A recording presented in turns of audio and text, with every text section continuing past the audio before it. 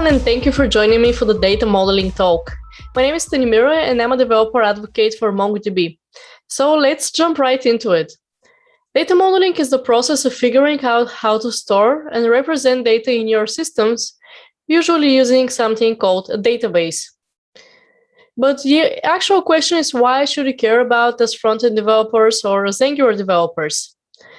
And the answer is that coming up with a good data model early on in the application development stage is going to lead you to a better overall performance. It will improve your developer productivity, and it's also going to lower the overall costs of your application development.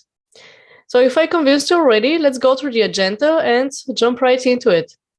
First, we will define what is a NoSQL and where do MongoDB and document databases fit into this term. Then we will talk about how we can represent and model relationships in our systems. And then we will define two different terms that we can use to model relationships, which are embedding and referencing. We will talk about which one should we use and when. And finally, we will talk about duplication and staleness and how we can handle them in the NoSQL world. But first, let's start with SQL databases. In SQL or relational databases, usually we split data into different tables, and then we join different data from these tables to return a result that is meaningful using a language called SQL or SQL. In modern NoSQL databases, we may or may not use SQL. Usually we don't, but this term can be confusing because it's kind of supposed to mean not only SQL, which, as you can see, is super misleading. So another term that people use is non-relational, but as we will see throughout this talk, you can very successfully model relationships with these modern databases. So instead of these two, I'm going to use a term non-tabular, because in the smaller databases, we are not using rigid tables to represent data. We are using a different data model. And it can be one of the following. These are the main database types. We have document databases where you store data in documents. We also have key value databases where you store data in key value pairs. And we have white column stores and graph databases. Today we'll be focusing on document databases and more specifically on MongoDB, which is the leading document database. So let's start defining it. And naturally, we will start with the document. If you're a JavaScript developer, this looks very familiar to you. It looks kind of like a JavaScript object. It is basically a collection of field value pairs where the value can be of type string, number, or anything from an array to an object to an array of objects and all that. If we are nesting objects, we're going to call them subdocuments or embedded documents. We can group together documents in collections. And the important thing here is that we decide what should go into that collection and what should be the criteria. And we have flexible schemas for these collections. So we don't have a fixed kind of field value pairs that should be into this collection. Because in our products collection, we may have a book that has an author field, we may have a movie that has a revenue field, and we may also have albums which have an artist and label fields. And this can all be in the same collection, which is not true for relational databases, where we have defined schema and defined field value pairs for every single table. That's why we say that we have flexible schemas. It's important to note here that in some document databases, including MongoDB, we can have schema validation that allows us to lock down the schema at a certain point in our application development. All right, how do we model relationships in our applications? We're usually dealing with objects and they somehow relate to each other. So how do we model that and how do we represent that with documents? Well, the simplest type of relationship is the one-to-one relationship. A book can have a title. So the title can be a field in the book document. Simple as that. The one-to-many relationship, or the mathematical notation for it is one-to-n, is a bit more complicated. A book can have multiple reviews. So how do we connect these review documents to our book document? Well, we can choose between embedding and referencing. Let's see what each of these mean. First, we can embed on the one side, which means that in our book document, we can create a new array of reviews and put all the review documents inside it, so that our review documents are nested inside the book document. We can also embed on the many side. So in every single review document, we can nest or embed the book document. Simple as that. This is embedding on the many side. What about referencing? Again, we can use referencing on the one side, which in our example translates to putting all the review IDs inside our book document. So every single review has an ID which points to this unique review. And then our book document has an array which contains all the review IDs for this book. Later on, we can resolve information using these IDs. In MongoDB, we use something called the $lookup operator. We can also use referencing on the many side. In this example, our book has an ID, and then every single review document has a reference to our book using this ID. Again, we can resolve information about the book using the $lookup operator, which is kind of an additional super optimized query that is performed by MongoDB under the hood. It's similar to, although not the same as joins in SQL databases. All right, what are the pros and cons of these two? With embedding, we can use just a single query to retrieve data, and we can use a single operation to update and delete data because everything is stored in the same document. The disadvantage is that we may have data duplication, so the book name can be duplicated in every single review if we decide to embed the book in every single review document. And we may also have very large documents. So if we decide to embed every review as a subdocument, as a nested document inside the book document, this is going to lead us to one very large document. With referencing, we don't have no duplication, and we have really small documents because we're working just with IDs. But the disadvantage is that we need to join data from different sources using $lookup, or you can think about it as a join if you're coming from a relational SQL background. But that doesn't really answer the question, which one should we use when modeling the one-to-many relationship? And the answer for that is that we need to also take into account the cardinality of this relationship. What this means is that we need to understand if we're dealing with one object pointing to few objects, like tens of objects, or one object pointing to hundreds or thousands of objects, or one object pointing to zillions of objects, or one object pointing to millions or billions of other objects. This is what cardinality means with just an example without a definition. So when we figure out what kind of relationship we have, we can decide how to model it. Let's start with one-to-few. One-to-few relationship often represents data that is accessed together and that belongs to one system logical unit. Example for that can be a book and its genres, or a user and their addresses. So everything should be accessed together. Accessing addresses without the user to where they belong to doesn't really make sense. So we are accessing that just as a single system unit. In this case, it's best to use embedding on the one side because the information that is queried is accessed together, and we need just a single query to display a user together with their addresses. We can query just this document for the user, and all the addresses are already there. The disadvantage is that the embedded documents aren't standalone entities.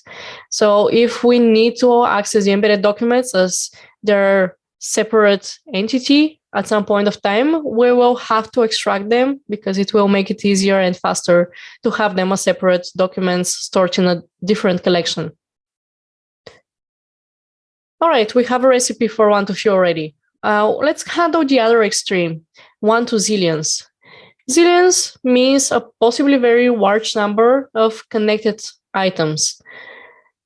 An example can be an article that we wrote and the views to this article or the visits. So every time someone visits the article page, we are recording that in our system as a new document. So this user with this IP visited this article at this specific time. This is the document for the visit.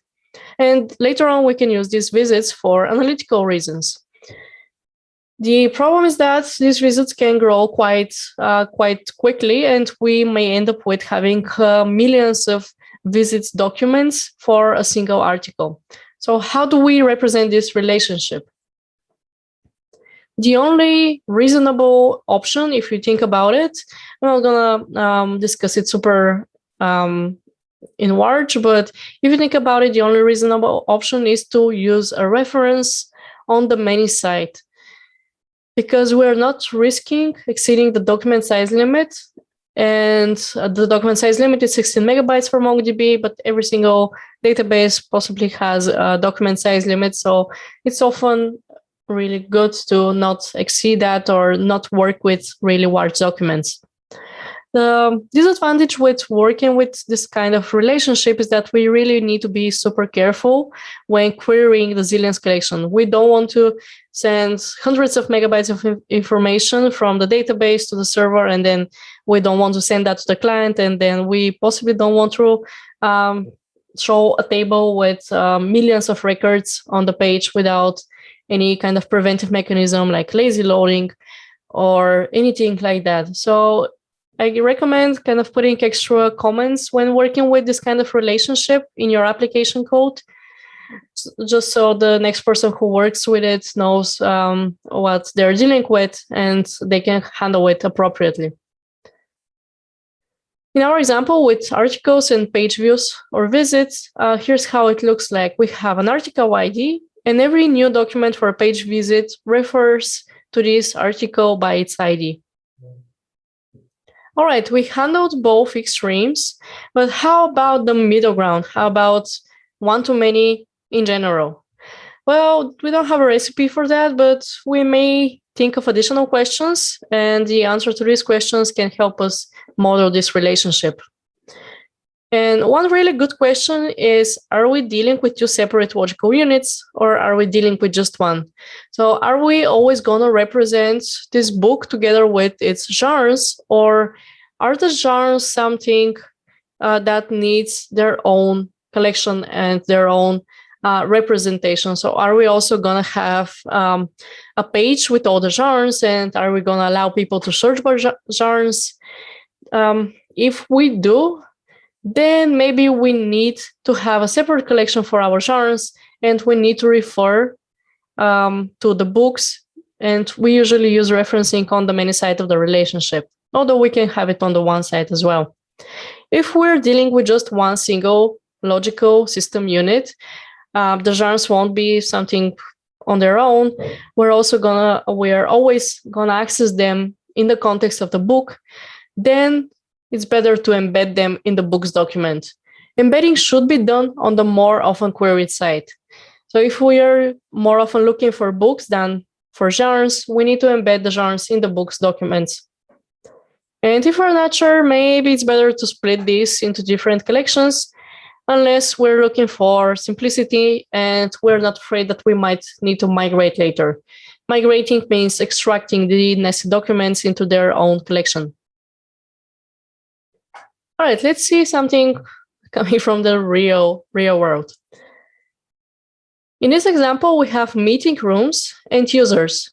Every time a user creates a new event for a meeting room or books a meeting room, a new booking document is created in our system. The booking document is using referencing, so we have an ID pointing to the room and an ID pointing to the user.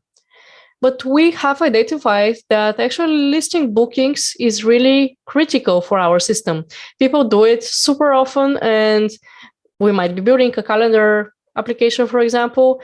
And this is a really, really important query that we need to optimize, because it turns out that doing that with referencing and splitting everything in their own collection is kind of slow.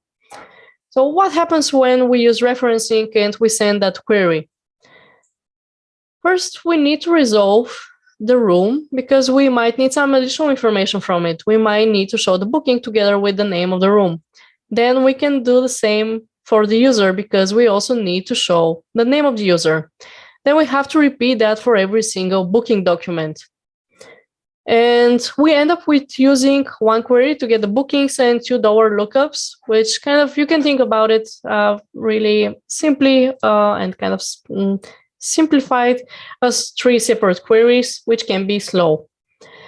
The advantage of referencing, once again, is that we don't have duplication. We have small documents, but we might end up putting some extra loads on our system because of these 2 extra dollar lookups. And as I said, this is something that we identified as a really critical query in our application.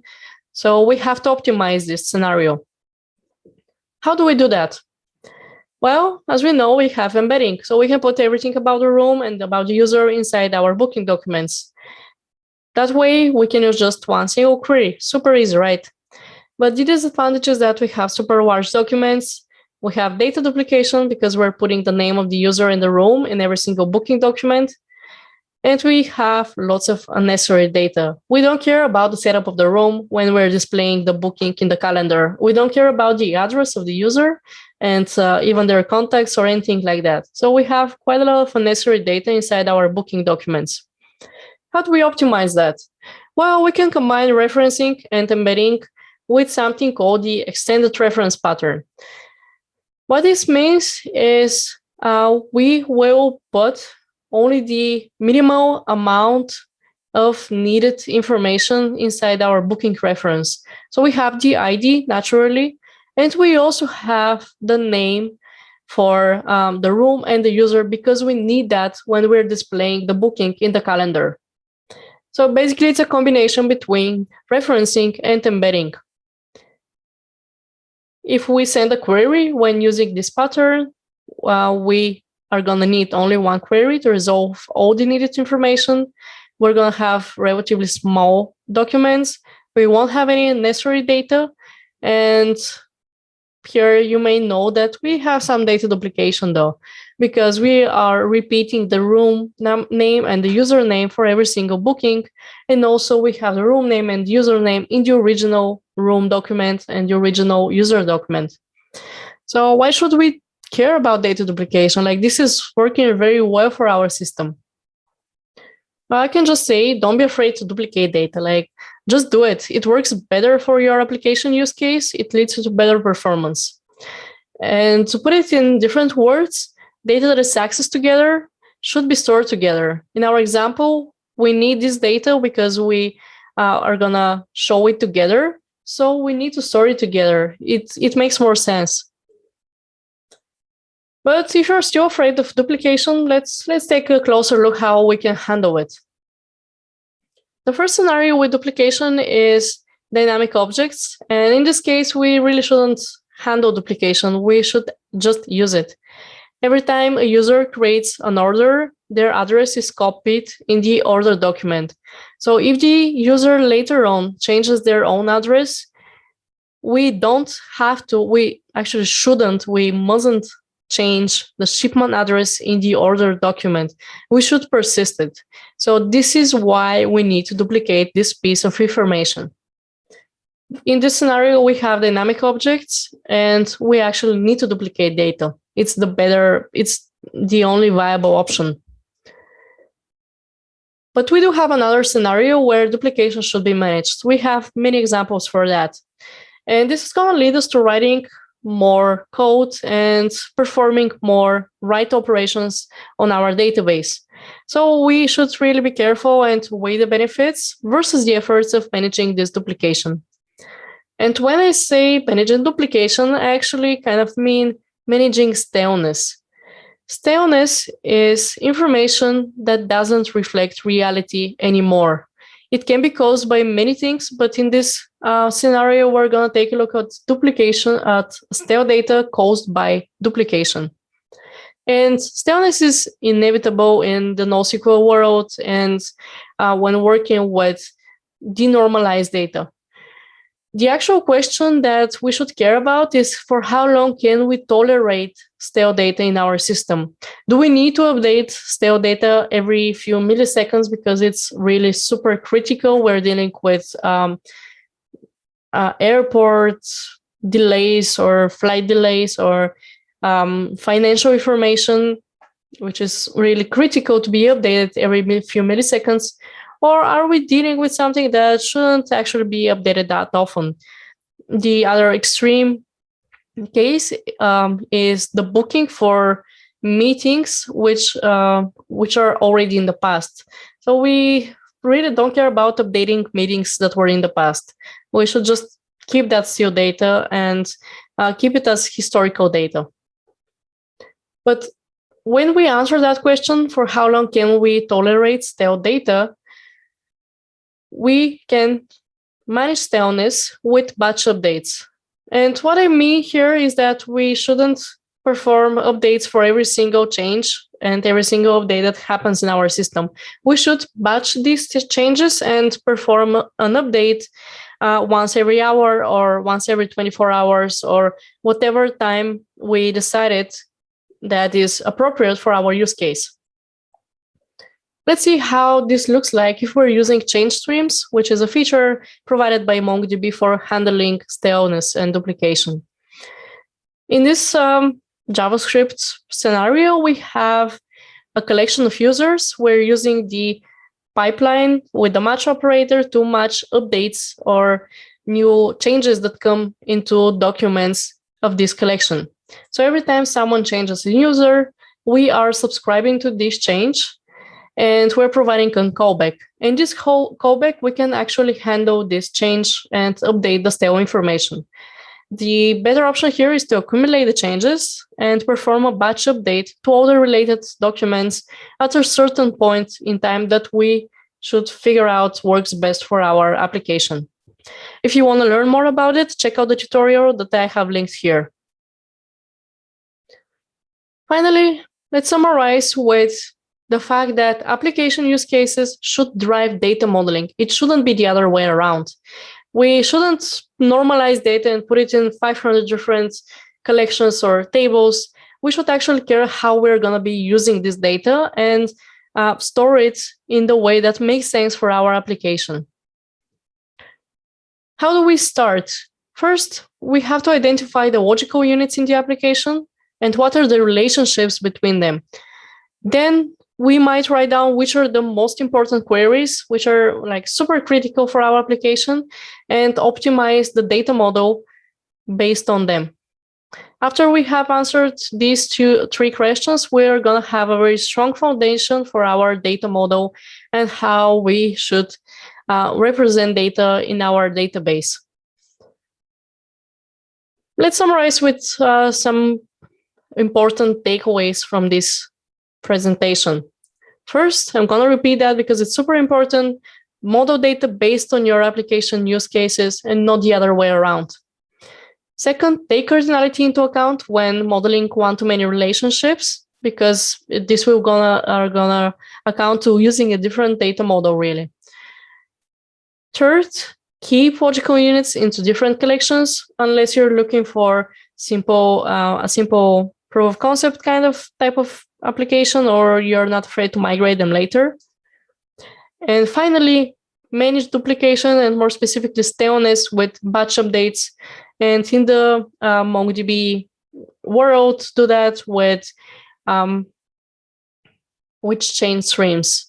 And if you're using MongoDB Atlas, which I'm going to mention just briefly, you can set triggers that are going to execute at certain points in time, or however you configure them.